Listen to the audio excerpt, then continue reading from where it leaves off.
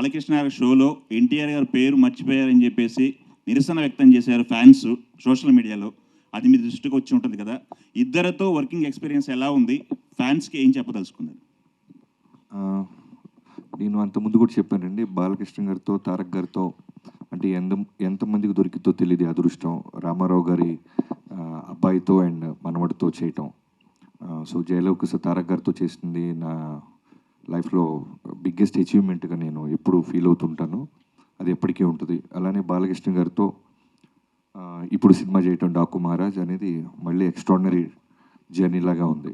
So ఇద్దరిలో common points చాలా ఉంటాయి. బట్ మొన్న ఎవరు అడిగినప్పుడు నేను చెప్పింది ఏంటంటే, ఫ్యాన్స్ని చాలా ఓన్ చేసుకుంటారు. అంటే వాళ్ళ ఫ్యామిలీలో జరిగిన ఇన్సిడెంట్స్ అయి ఉండొచ్చు, ఎవరైనా వాళ్ళు జర్నీ చేస్తుంటే ఫంక్షన్లకు వచ్చి వెళ్తున్నా, లేదు బాలయ్య బాబు గారు కూడా షూటింగ్ ఎవరైనా ఆయన దూరంలో మేము జైపూర్లో ఉన్నప్పుడు వచ్చిన, మారేడుమిల్లిలో ఇప్పుడు వచ్చిన ఆయన కోప్పడుతుంటారు. ఏంట్రా అంటే దాని రీజను, ఇంత జర్నీ చేసి వచ్చారు వాళ్ళు సేఫ్కి వెళ్తారా లేదా అని. సేమ్ తారక్ గారు కూడా మేము పూణేలో చేస్తున్నప్పుడు ఫ్యాన్స్ ఎవరైనా వస్తుంటే మ్యాక్సిమం అవాయిడ్ చేసేవాళ్ళు. ఏంటంటే ఓ రోజు చెప్పారు, బాబీ మనం అంతా ఇక్కడ కంఫర్టబుల్గా ఉంటాం, వాళ్ళు పాప నాతో ఫోటో దిగడానికో లేదా నాతో దూరంగా చూడటానికి వస్తుంటారు, మళ్ళీ వాళ్ళు వెళ్ళేదాకా నాకు బ్యాక్ ఆఫ్ ద మైండ్ అది ఉంటుంది అని.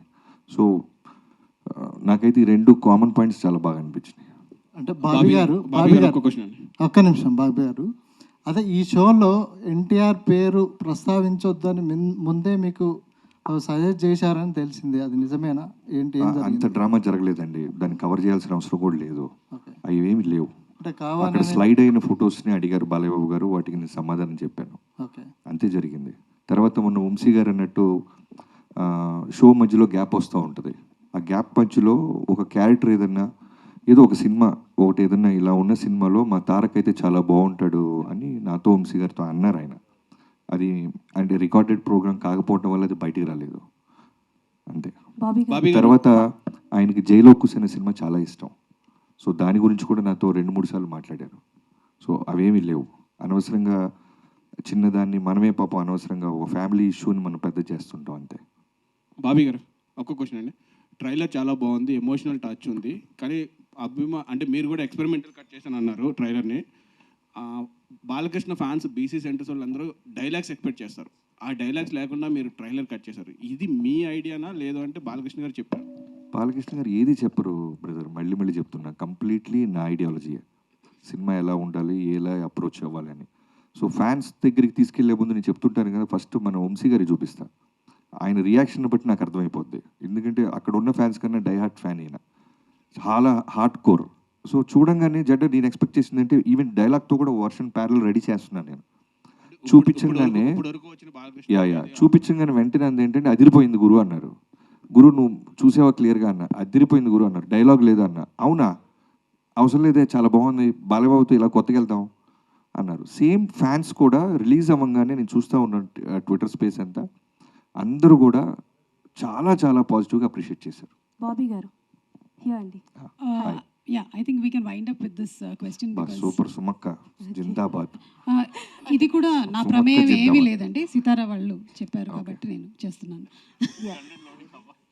బాబీ గారు ఈ ప్రోగ్రామ్ చూస్తూ తమన్ గారు చాలా రిలాక్స్డ్గా కీబోర్డ్ వాయిస్ ఉంటారు, అందుకనే మీరు పంపించేయాలి అక్కడ. ఓకే, సో హాయ్ అండి, I'm Anjali. First of all అయితే ట్రైలర్, టీజర్, సాంగ్స్ అన్నీ చాలా బాగున్నాయి. సో క్వశ్చన్ ఏంటి అని అంటే, బాలకృష్ణ గారి సినిమా అనగానే డైలాగ్స్కి, సాంగ్స్కి ఎంత ఫ్యాన్స్ ఉంటారో, ఆయన యాక్షన్ సీక్వెన్స్కి అంత ఫ్యాన్స్ ఉంటారు. ప్రతిసారి ప్రతి మూవీలో ఒక యాక్షన్ సీక్వెన్స్ ఏదో ఒకటి ఫుల్ హైగా ఉంటుంది. సో ఇందులో ఎన్ని యాక్షన్ సీక్వెన్సెస్ ఉంటాయమ్మా? Okay, which one is highlight?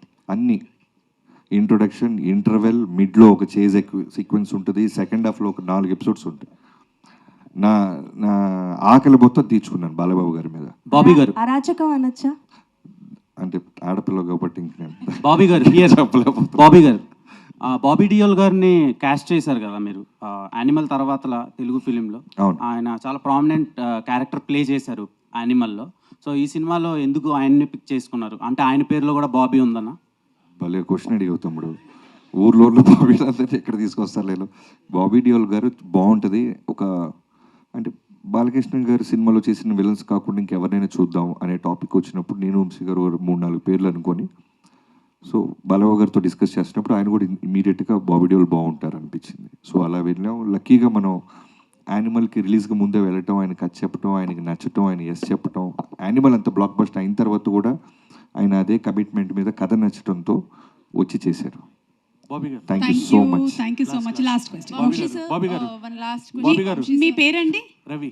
Ravi గారు అడిగేదే ఇవాళ చిట్ట చివరి క్వశ్చన్. బాబీ గారు అండ్ బాలయ్య బాబు గారు సినిమాలు చేస్తూ ఉంటే ఆయనకు ఏంటంటే ఒక ట్రెండ్ క్రియేట్ చేస్తుంటారు మధ్యలో. ఒక కంటిన్యూస్గా ఒక సినిమాలో ఒక వేలో చేసిన మనకి ఆయన సినిమాలు చూసుకుని సమరసింహారెడ్డి అవ్వచ్చు, తర్వాత మళ్ళీ లెజెండ్ అవ్వచ్చు, అఖండ, భగవంత్ కేసరి, మళ్ళీ ఆయన స్టైల్ మారింది కొంచెం భగవంత్. మళ్ళీ ఇందులో కంప్లీట్ హై అండ్ యాక్షన్ ఫిలింలా కనిపిస్తుంది. అండ్ స్క్రీన్ ప్లే మెయిన్గా ఈ మధ్యన స్క్రీన్ ప్లే ఇంపాక్ట్ చాలా ఎక్కువ కనిపిస్తుంది. సో స్క్రీన్ ప్లే ఎలా ఉండబోతుంది? అండ్ బాలకృష్ణ గారు ఈ సినిమాలో మళ్ళీ ఒక కొత్త వేరియేషన్ ఏమన్నా కనిపిస్తుంది? యా, స్క్రీన్ ప్లే చాలా బాగుంటుంది. అండ్ బాలకృష్ణ గారు చాలా చాలా చాలా చాలా అందంగా ఉంటారు. చాలా సెటిల్డ్ పర్ఫార్మెన్స్ ఉంటుంది. చాలా గ్రౌండెడ్గా ఉంటారు. ఎక్కడ రియాక్ట్ అవ్వాలో అక్కడ రియాక్ట్ అవుతారు. సో కంప్లీట్గా బాలయ్య గారి సినిమాల్లో కావాల్సిన వోల్టేజ్ని చాలా సెటిల్డ్గా చెప్పాం. బాబీ గారు థ్యాంక్ యూ అండి. Last question. Thank you so much. Vamsi sir Bobby గారు లాస్ట్ ఓకే. అంటే మీకన్నా ముందు ఆవిడ చేయెత్తారు. కంప్లీట్గా ఓ చిన్న పాప దగ్గర నుంచి ఫ్యామిలీ మొత్తం ఎలా అయితే ఆ సాంగ్లో మేము చూపించామో, ఎలా అయితే మేము ప్రామిస్ చేస్తామో అలానే ఉంటుంది. అంటే మీరు యాక్షన్ కాకుండా హ్యూమర్ చాలా బాగుంటుంది. For more videos like this, subscribe Big TV channel.